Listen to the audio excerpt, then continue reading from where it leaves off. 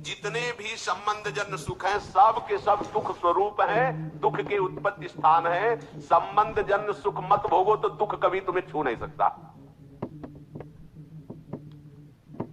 अभी कल हमको किसी ने बताया था, तो बोले वो नौकरी करते थे प्लास्टिक फैक्ट्री में और वो पाइप फट गया, पूरा प्लास्टिक जो द्रवित प्लास्टिक के ऊपर, बोले जिंदा जल गया।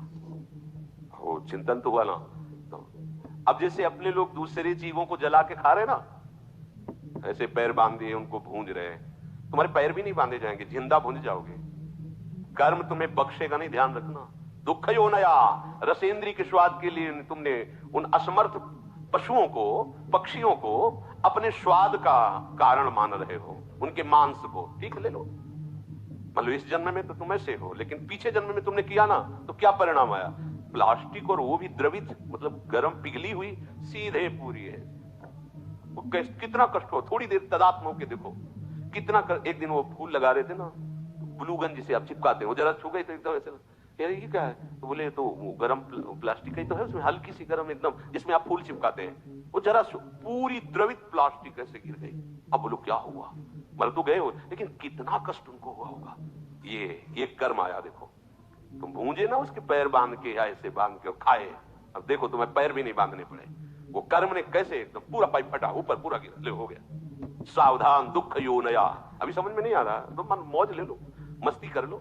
ये मस्ती तुम्हारे लिए इतनी महंगी पड़ेगी। कोई साथ, अब बोलो कौन है वहां? परिवार, कोई भी, कोई धन संपत्ति, कोई भी साथ है, पूरे शरीर में प्लास्टिक, गर्म प्लास्टिक से पैक।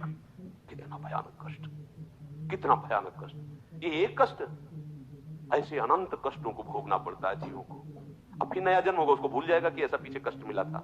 जैसे अपने लोग मां के गर्भ से निकले तो कितना भयानक कष्ट, लेकिन याद है क्या? सब लोग वहीं से निकले, कोई नहीं याद। भगवान याद दिला रहे, दुख यो नया। किसी भी प्रकृति जन्य, अगर मुक्त होना है दुखों से, प्रकृति जन्य संयोग जन्य सुखों को मत भोगो, मत स्वीकार करो, तो तुम्हें कभी दुख भोगना नहीं पड़ेगा, पक्का। जब आप किसी वस्तु के भोगने की भावना करते हैं तो उसका अभाव प्रतीत होता है। अगर ये भोग मिल जाए तो मुझे, उसकी शुरुआती दुख से हो रही है, जलन से हो रही है, और उसके संयोग प्राप्ति में तुम्हारी जलन होने के कारण सुखानुभूति हो रही है, उसमें सुख नहीं है। तुमने कामना किया है, तुम उसके लिए व्याकुल हुए हो, संकल्प बनाया, इसलिए तुम्हें सुखानुभूति हो रही है नहीं उसमें सुख। ध्यान रखना, वो भास ऐसा ही रहा है जैसे स्वप्न में। स्वप्न में लग रहा है बहुत अच्छा अच्छा कार्य, पर पेट भरा क्या? कुछ नहीं। स्वप्न में भी तो सारी क्रियाएं होती, क्या होता है? कुछ होता है क्या? जागृत में ठीक वैसे ही भ्रम है। अगर तुम्हें उस सुखद वस्तु का भाव न बने कि सुखद है, तो आपको कभी भी दुख नहीं मिल सकता। पर हम पहले किसी भी वस्तु, आज पूरा प्राणी समुदाय चेष्टा केवल सुख के लिए कर रहा है, केवल सुख के लिए, परिणाम सबको दुख मिल रहा है। जो प्रभु की तरफ चले वो धीरे धीरे दुख से निवृत्त होते हुए परम सुख की तरफ जा रहे हैं। भले आज शरीर दंड भोग रहा है पीछे के कर्म का, लेकिन आगे प्रकाश है, क्योंकि भगवत मार्ग में चल रहा है। वस्तु के अभाव का दुख जितनी जोर का होगा, मिलन में तुम्हें उतनी ही सुखानुभूति होगी। ये ब्रह्म ऋषियों का मनन है। वस्तु के भोग का जितना गाढ़ चिंतन होगा, उतने तुम्हें उस भोग में सुख लगेगा, है नहीं? लगेगा। और जितना तुम उसमें सुख अनुभव करोगे, उससे अनंत गुना बढ़ के तुम्हें दुख मिलेगा। ये सिस्टम है, ये है नियम है। इसीलिए देख लो, सब दुखी है, सब शांत है। भोगी व्यक्ति कभी सुखी नहीं हो सकता, दुखों से बच नहीं सकता, क्योंकि जितने भी भोग है सब दुख योनया। भगवान कह रहे हैं, भगवान की दुखालयम, यहां दुखालयम में तुम सुख भोगना चाहते हो, भगवान कह रहे हैं दुख योनया। हट जाओ, शरीर राग से हट जाओ, केवल जीवन निर्वाह मात्र, धर्म रक्षा के लिए, कर्तव्य पालन के लिए उचित शास्त्रीय विधान के अनुसार भोगों को स्वीकार करो। इसी जन्म में आनंदित हो जाओगे।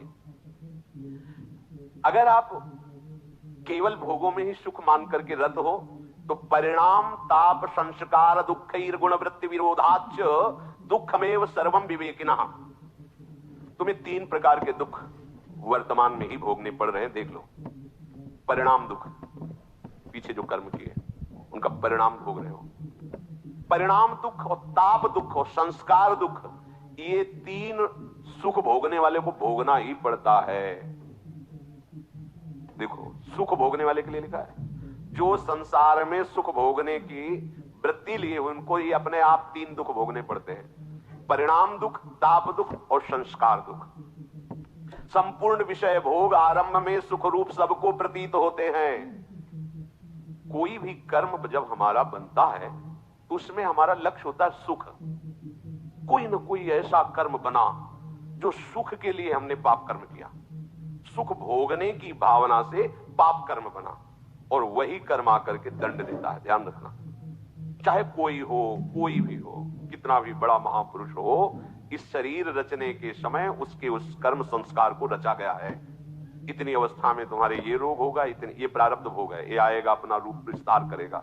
लेकिन ये भजन का, ये भगवत शरणागति का प्रताप, वो बस कवच बन करके उसकी रक्षा करता है, ना उसे भय होने देता है, ना शोक होने देता है। अब ये शरीर छूटा, पीछे सब गोदाम में आग लग गई, अब उसमें एक भी कर्म ऐसा नहीं जो जग सके या नवीन हमें बंधन दे सके। खत्म। आगे जो कर्म हो रहे हैं भगवत अर्पित हैं, वो खत्म। प्रारब्ध जो है धीरे धीरे खत्म होता जा रहा है, और उसको कैसे भुगवा रहे? कृपा कवच से। सत्य कहते हैं, अगर प्रियाजू की शरण में ना होते तो रोज हम ऐसे जलते जैसे कि तवा में रोटी सेकी जाती है, ऐसे जलते और मनाते कि ये शरीर छूट जाए तो अच्छा है। मनाते, कहां इतनी अर्थव्यवस्था, कहां ऐसी सेवा, कहां ऐसा हृदय की विश्राम स्थली, कहां हृदय को लगाते, किस पर लगाते? जिस पर लगाया था वही धोखा दे रहा था। क्या होता थोड़ी देर में? तो बिल्कुल एकदम जैसे जल में कमल का फूल रहे, ऐसे प्रियाजू रख रहे। संपूर्ण विषय भोग आरंभ में सबको सुख रूप प्रतीत होते हैं, और वही कर्म, वही विषय भोग परिणाम में महान दुख प्रदान करता है। एक सत्य घटना, ब्याह हुआ, पत्नी आई, तो जैसे परस्पर स्त्री पुरुष आसक्त हो जाते, ऐसे पति आसक्त हो गया। पत्नी का पहले से कोई प्रीतम था, वो जब उनके दृष्टि में ब्याह होने के बाद पुनः आया तो उसने रोकर कहा, हम तो आज तक तुम्हारा ही इंतजार कर रहे हैं, और जिएंगे तुम्हारे लिए, मरेंगे तुम्हारे लिए।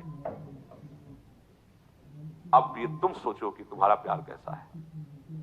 तो उसने कहा, इस बार हिसाब हो जाएगा, हम मायके आ रहे हैं, वहीं बुलवाएंगे इनको। मायके गई और वहां से फोन किया कि आपके बिना हमारा दिन नहीं कट रहा, माता पिता तुरंत भेजेंगे नहीं, आप 1-2 दिन के लिए आ जाएंगे।